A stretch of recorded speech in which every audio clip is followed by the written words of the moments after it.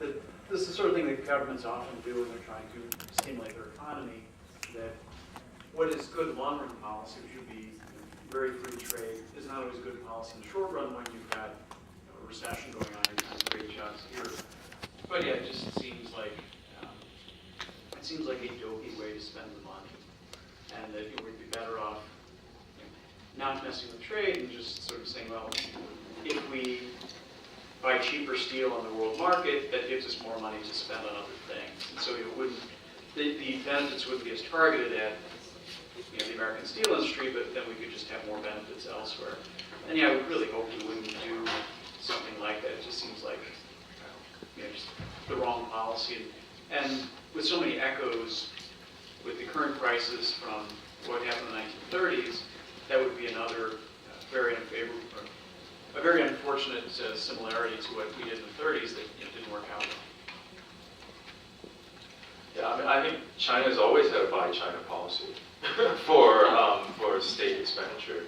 I mean, China only spends money buying foreign stuff. The Chinese government only spends money buying foreign stuff when there's a huge qualitative gap between what's provided by the foreign vendor and what's provided by the domestic vendor. So I really don't see any big change. I mean, like China used Caterpillar machineries because Caterpillar is much, much better than any Chinese rival.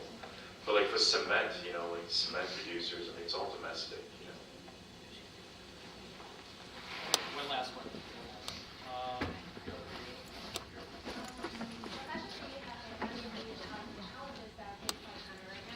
So I wonder if like the rise in middle class and also economic growth that China is having would influence like the state structure, the government structure that China has, and also its ideology. And the second question is whether you think the Chinese ideology is going to affect its role as a regional leader or a rising global leader. So that's basically a question of whether China is going to democratize, right? More or less. Who knows?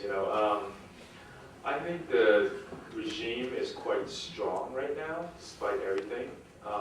But if a big shock, I mean, right now it's all down to money, right? So the government can still pay off the armed forces, pay off the police, pay off the secret police, so they keep everything in order. No, come on. What else is there? Come on. Remove the PLA, remove the PAP, remove the Ministry of State Security from China. Just look what will happen in China. Okay, the whole thing will collapse. Trust me. Well, you don't need to trust me. Just think about it. Seriously, try doing that. So that China has plenty of money, but actually, fiscal deficit this year is going to be, I think, is going to be a big surprise to everyone. It's going to go up really, really fast because fiscal income is slowing and actually decreasing this year, I think. And then at the same time, expenditure is going up very high.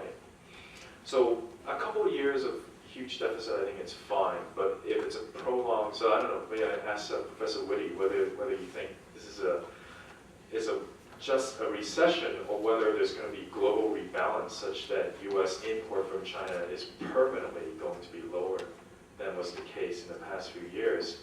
If that's the case, and if China fails to find a new growth model, then the government's going to run out of money in like 4 or 5 years. Then you will see a big problem. I don't think sort of rising middle class will necessarily automatically lead to democratization.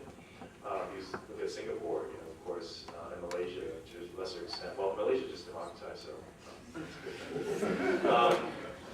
But Singapore is an example. I don't think a large country can replicate Singapore. I think, yeah, at a certain stage of development, China will probably democratize, but we're very far away from that at that point. From that point. I would sort of worry that China's developed so radically different in different areas, and that the rich parts wouldn't want to see a big wealth transfer to the poor parts, and the poor parts would want to see the rich parts get away with even more growth. And so it's a difficult balancing act. And I think about this a little bit on the micro level with Evanston, which used to have something of a manufacturing base and a big retail base with department stores, and lost all of that. And so it was in real big trouble, and so took a gamble with a lot of infrastructure spending, a lot of tax breaks to try to build up development in terms of condos, and then that's sort of building a restaurant and light retail sector. And sort of it's this gamble that Evanston is playing.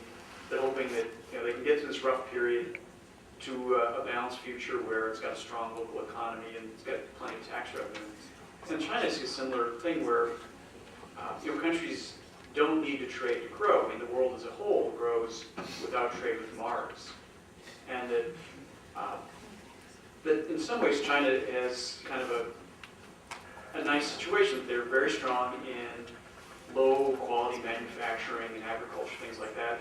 And then you can imagine that if poor Chinese move into sort of middle class, that China can sort of grow on its own, that its productive base is well suited toward what Chinese people, if they're wealthier, would want to buy. Whereas the U.S., we have a very strong housing sector that is overdeveloped, and we've got a very strong consumer demand for imports that we don't really make very well. We don't make a lot of things we can export, so it's kind of, the U.S. we're fine because we're so well, we'll muddle through, but just imagining how the transition for the U.S. goes, it seems like a very painful process, whereas China might fall short, where the U.S. and sort of rich country demand for its exports might collapse, and that would be terrible for China. But, if it can just go on for a few more years, that so China becomes this sort of virtuous cycle where the people of China become rich enough that they start buying a lot of,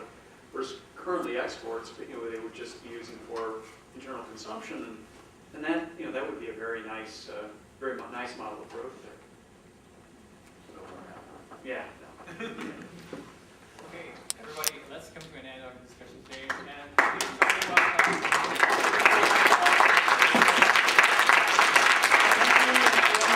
our tournament appreciation, high-level Chinese tea. All your professors know how to make teas. Yeah.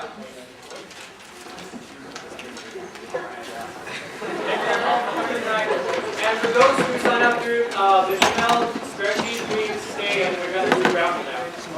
We just want to launch the train while they're yeah.